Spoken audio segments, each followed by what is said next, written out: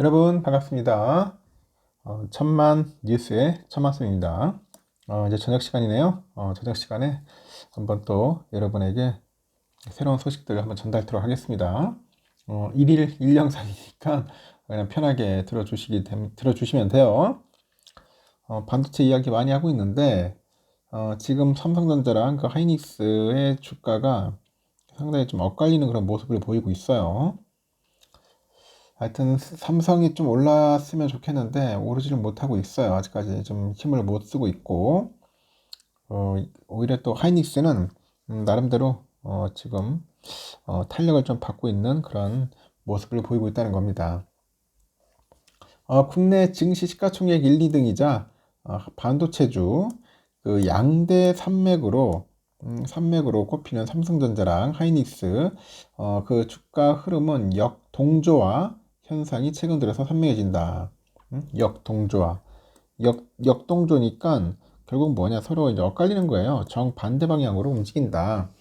그렇게 이해하시면 될 것 같습니다.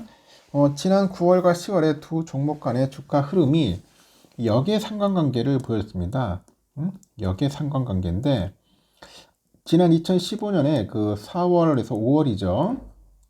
그 이후로 무려 9년 4개월 만에 2개월 이상의 이 같은 현상이 지속된 거죠.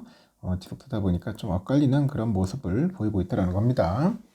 HBM으로 대표되는 그 인공지능 AI죠. 이 AI 반도체주에 대한 그 주도권입니다. 이 주도권을 쥐고 있는 하이닉스 주가가 빠른 속도로 내달릴 때 그 HBM에서만큼은 좀처럼 그 해법을 찾지 못하고 있어요. 하여튼 누가 찾지 못하냐? 삼성이 그렇다. 삼성이. 그 삼성의 주가가 지금 현재 범용 메모리 반도체 시장 둔화 우려까지 겹치다 보니까 아주 지지부진한 그런 흐름을 보여주고 있는 모습이다. 그리고 미국 현지 시간 5일이죠. 미국 대선 결과에 따라 가지고 국내 반도체주의 그 주가 변동성이 상당히 클 겁니다. 변동성이 상당히 크다.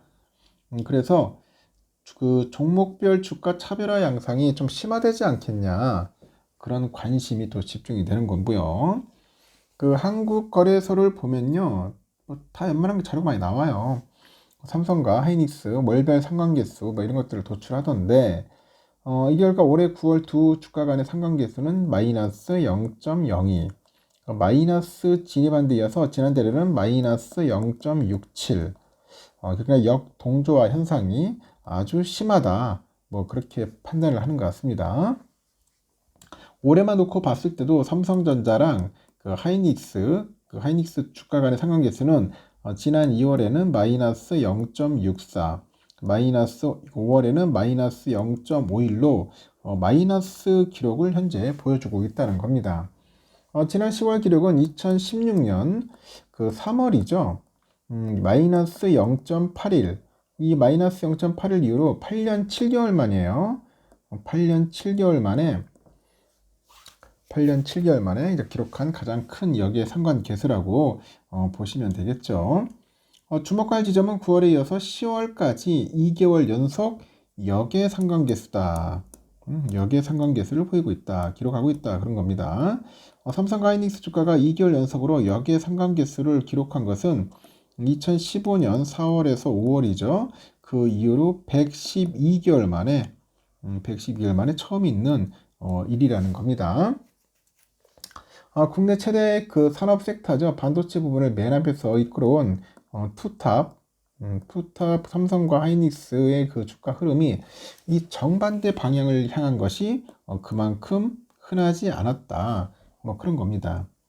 올해 9월에서 10월 삼성과 하이닉스의 실제 주가 흐름을 보면은 두 종목 간에 보여준 역주행 현상은 더 뚜렷하다고 그래요. 역주행 더 뚜렷하고 하는데 지난 9월에 보면은 삼성전자 주가 등락률이 마이너스 17.23%, 74,300원에서 61,500원까지 쭉 빠지죠. 극심한 부진에 빠질 때 하이닉스 주가 등락률은 0.52%, 173,700원에서 174,600원 선방했다는 거죠. 하여튼 정반대예요. 10월 들어서 삼성 주가 등락률은 마이너스 3.7, 또 오만전자로 내려앉았을 때 만든 그 하이닉스의 주가는 6.7%나 올랐다. 상대적으로 하이닉스는 호조를 보였다. 지난달 25일에 20만 그 천원이죠. 천원으로 장을 마치면서 종가 기준 20만 닉스에 올라서게 됐어요. 그만큼 하이닉스는 상당히 좋은 모습을 보이고 있다는 겁니다. 국내 증시의 주가 흐름을 좌우하는 큰손 외국인들의 그 순매수액에도 극명한 차이를 보이더라고요.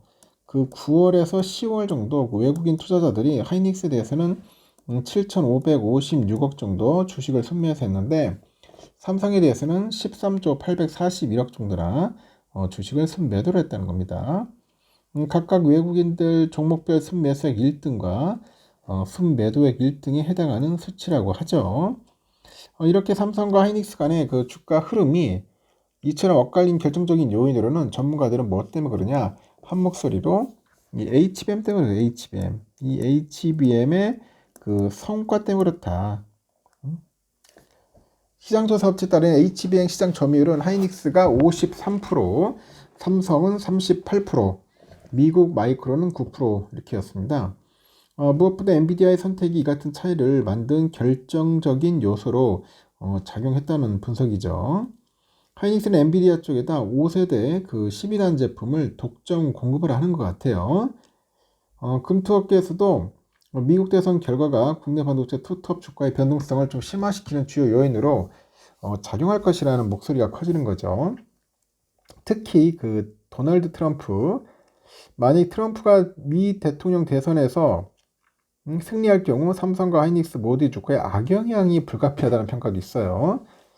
바이든이 재임 기간 시행된 그 반도체 지원법에 대해서 그 반도체 거래는 정말 나쁘다 이렇게 발언을 하면서 미국에 투자토록 지급되던 보조금 대신에 고율 관세 부과를 대안으로 제시한 것 같아요. 그리고 대만 TSMC를 예로 들긴 했는데 삼성과 하이닉스 대미 투자에도 영향을 미칠 수밖에 없다는 그런 우려감이 나오는 겁니다.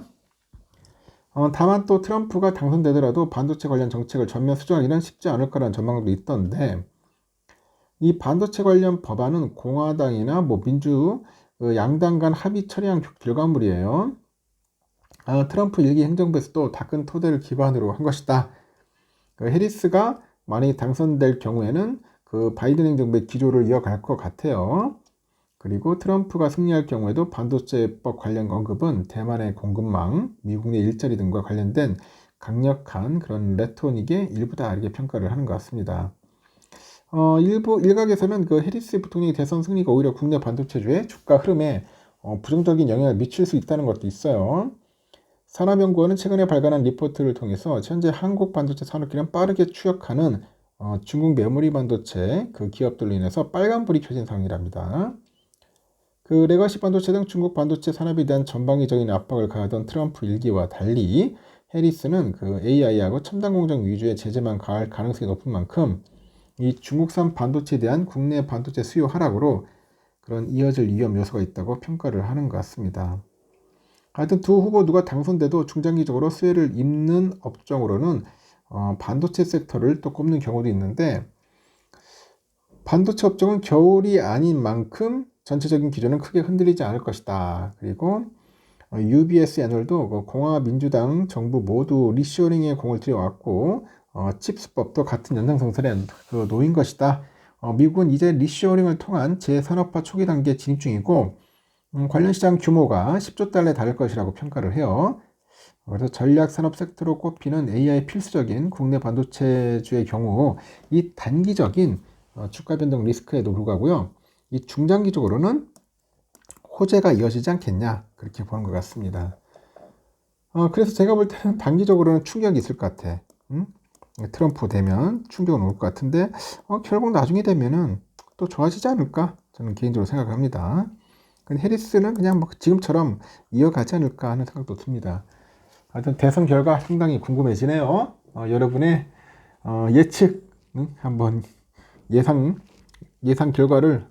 결과라기보다는 여러분들이 한번 생각하는 걸 한번 적어보시기 바랍니다. 과연 누가 될 건지, 해리스가 될 건지, 트럼프가 될 건지 한번 적어주시고 좋은 아이디어, 좋은 의견 있으면 언제든지 환영하겠습니다. 여기까지 하겠습니다, 여러분. 즐거운 밤 보내시고 내일 뵙도록 해요.